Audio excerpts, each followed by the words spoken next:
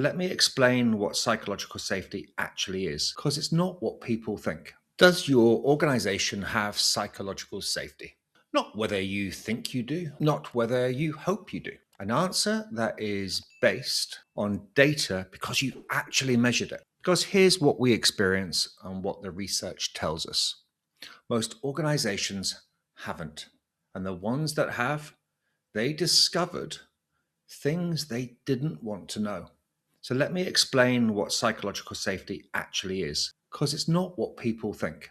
It's not about being nice, it's not about avoiding difficult conversations or lowering standards. Psychological safety is a shared belief that you can speak up, admit mistakes, challenge ideas, and take interpersonal risks without fear of punishment, embarrassment, or rejection. Did you know that Google studied 180 teams and analyzed 250 attributes to figure out what makes teams perform?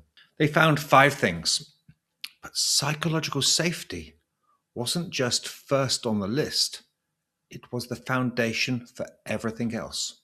Without it, nothing else works.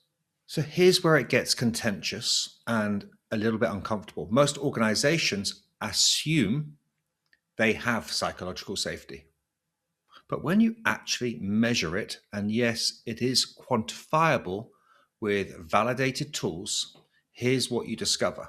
Psychological safety varies more within your organization than between different organizations. Same company, same office, but wildly different levels between teams. And the most, or the single most significant determinant, the direct manager.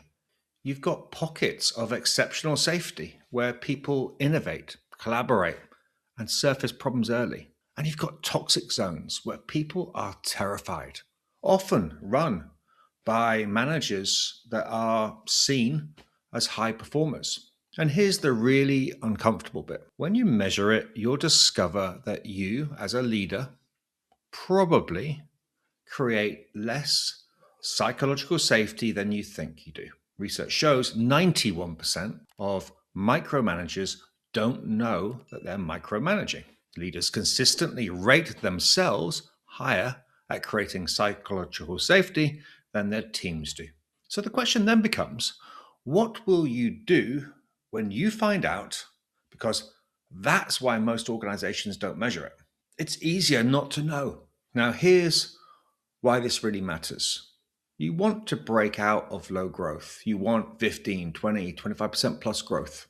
Let me tell you what that actually requires. And you tell me if you can do any of it without psychological safety. To start with strategy. You need people willing to challenge whether you're competing in the right space, whether your differentiation is real, and whether your strategy will actually work. Can they do that in your culture? Then measurement and targets. You need to set ambitious targets with genuine potential to fail. Because if there's no chance of failure, the target isn't ambitious. Can your people set targets like that? Or do they sandbag because missing a number is career limiting? Your strategy is executed using goal frameworks like OKRs. Yet OKR progress needs teams to surface obstacles early, request help, admit when approaches aren't working, and pivot fast. You need rapid initiative cycles. Try something, learn fast, kill it if it doesn't work, try something else. That requires people to admit failure and move on. Can they do that without fear? Well, are problems hidden away until quarterly reviews happen when it's too late?